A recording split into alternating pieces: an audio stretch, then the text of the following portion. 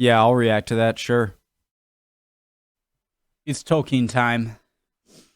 Okay, so I like this channel. I love learning about Lord of the Rings. I like to... So I'd like to say I'm a Lord of the Rings nerd, but I might not be qualified for that title to many because I have not read the Silmarillion. I love Lord of the Rings, but there's still a lot that I don't know, is what I'm trying to say. So, Ungoliant, I know. So, Mother of Shelob and the spiders of the First Age. There are certain really cool dragons and spiders, giant ones that are in the Tolkien lore that I'd like to learn more about. My name's Connor, if you're new, by the way. I'm all over the place. I like to react to things and learn stuff and hang out on YouTube. So, love for you to join. Hit all the buttons. Original link to the video, top of the description. Right below that, link to the Discord. I'm out of coffee, almost. Yeah, love for you to join. If you're not ready to learn about Tolkien, there's the door. You're in the wrong class. Home ec is down the hall. She is one of the most terrifying beings in all of Tolkien's writings. She would plunge the whole world into darkness before making Morgoth, the original Dark Lord himself, fear for his life. Today on Nerd of the Rings, we cover Ungoliant and the spiders of the First Age. I confuse Melkor Ungoliant and is Morgoth. among the creatures of Middle-earth whose origin is a complete mystery. Some believe she may have been one of the Maiar, though she is not among the known Ainur, who are named by Tolkien. In the Silmarillion, we are told, some have said that in ages long before, she descended from the darkness that lies about Arda, and that in the beginning she was one of those that Melkor corrupted to his service. But she had disowned her master, desiring to be a mistress of her own lust, taking all things to herself to feed her emptiness. In the early days of the world, Ungoliant makes her dwelling in the lands of Avathar, south of Valinor. In a ravine she lived, and took shape as a spider of monstrous form, weaving her black webs in a cleft of the mountains. There she sucked up all light that she could find, and spun it forth again in dark nets of strangling gloom. Though this giant spider-like creature disowned the Dark Lord, she would ally with him once more for a brief time. You guys, are Melkor and Morgoth the same person? After Melkor fuels discord among the Noldor living in Valinor, he flees. Making his way south, he comes to Avathar, seeking the aid of Ungoliant. Together they make their way north in secret, Ungoliant cloaking them in an utter darkness. Known as the Unlight of Ungoliant, this ability could be pierced by no eye, for it was a complete void. Masked in darkness, they come to the two trees, which give light to all the lands of Valinor. Morgoth strikes each tree at its base, and Ungoliant puts her wretched fangs to the wounds, drinking the light. She also drains the wells of Varda, so that the only remaining light of the trees lies in the three Silmarils of Feanor. With the world plunged into darkness, Ungoliant and Melkor flee Valinor. But first, they would stop at Feanor's home of Formenos. There, Melkor kills Feanor's father, Finwë, and steals a great many jewels, including the Silmarils.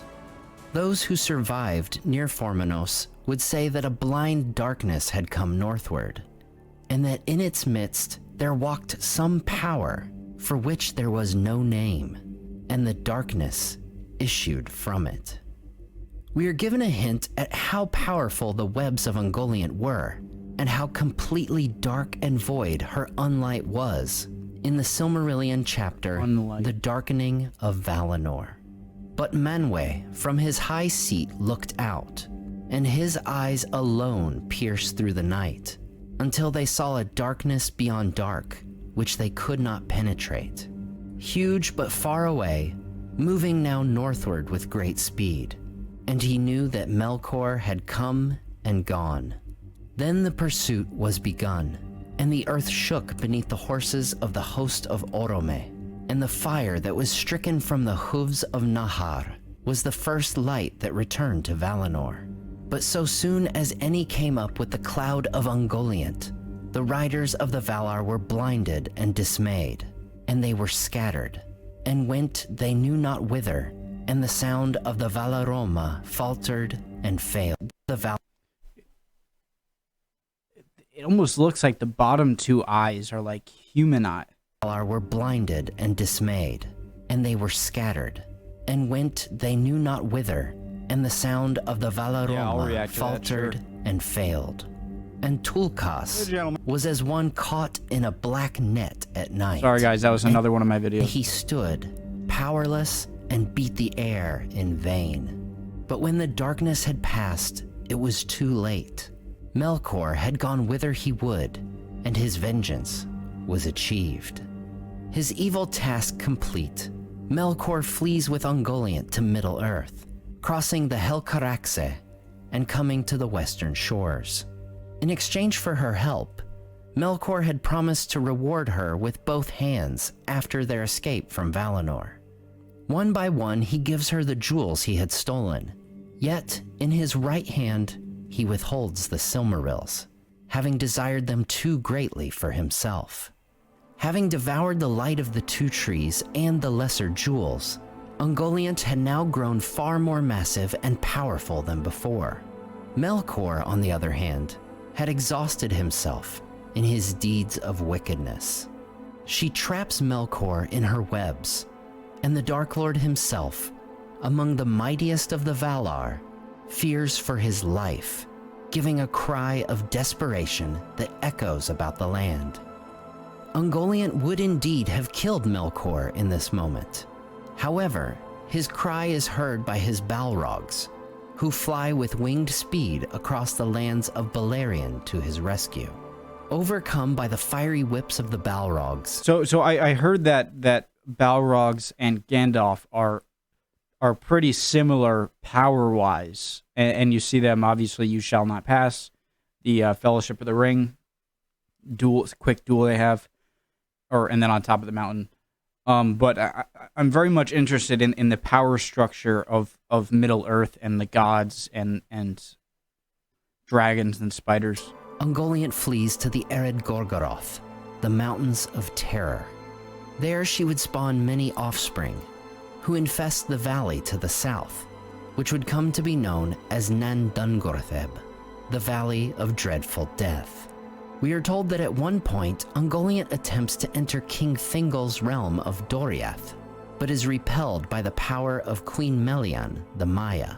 As told in the Silmarillion, Ungoliant went down into Beleriand and dwelt beneath Ered Gorgoroth, in that dark valley that was after called Nan Dungortheb, the Valley of Dreadful Death, because of the horror that she bred there.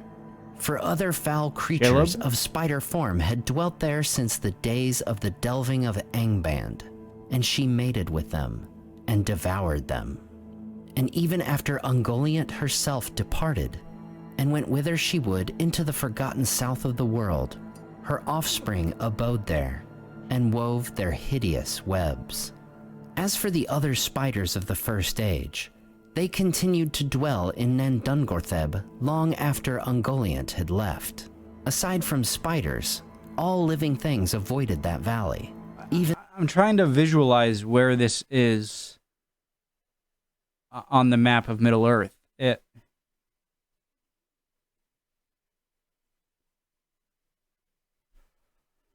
Himlad, Estelad, Doriath region, Neldoreth.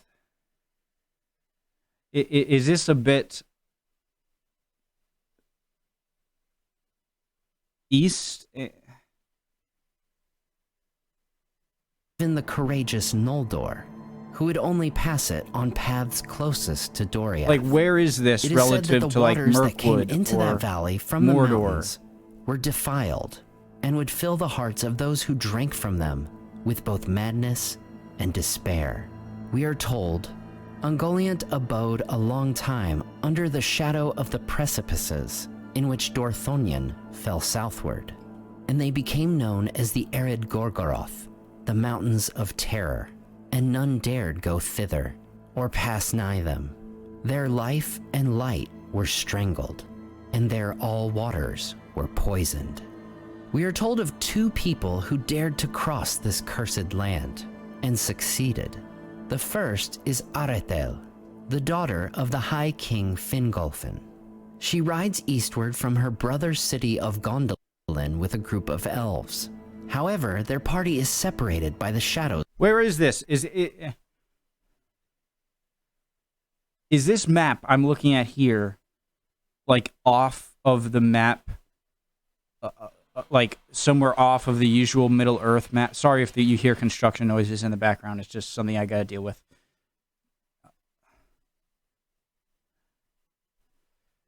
Of the land. While her companions are chased away by the spiders, Arethel makes her way to Himlad, successfully crossing the valley. The second instance comes in the tale of Beren and Luthien. After his father's company is destroyed by orcs, Beren is a lone outlaw in the woods of Dorthonion. Eventually, the forces of Morgoth would come all too close to catching him, forcing him to flee south. He passes over the mountains of terror and the valley of dreadful death, finally coming to the realm of Doriath, where he first meets Luthien the Fair. While a remarkable achievement to traverse this land, Beren never again spoke of his journey, lest the horror of it return to his mind.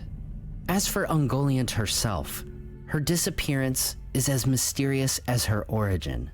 However, it is said that she went into the forgotten south of the world shortly before the First Age began.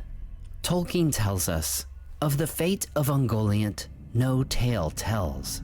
Yet some have said that she ended long ago, when in her uttermost famine, she devoured herself at last.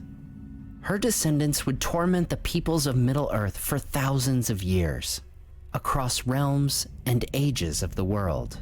Her most famous offspring would inhabit the mountains between Mordor and Gondor, Shelob, and spawn dark spiders of her own. Shelob, the dark terror of Cirith Ungol. So they were talking about that southern, like, all right, I'm at 930, like, Africa-looking continent.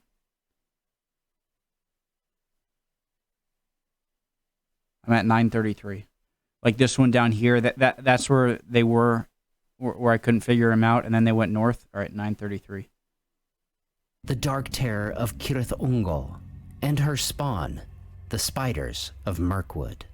Though Ungoliant would be long gone, her evil brood would bring terror to the world of men and elves into the latest known days of Middle-earth. Next week, we celebrate the 2nd anniversary of the channel with one of my longest and most thorough videos yet.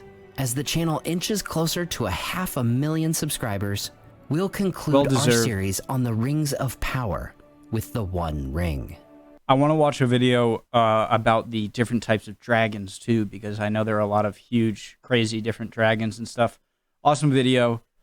I love Lord of the Rings, learning more and more. I got to get around to reading the Silmarillion sooner or later. Maybe it can be like a book club kind of thing next month or something. I don't know. I hope you guys are all doing well. If not, keep your chin up. You'll be good soon. Don't worry. See you next time.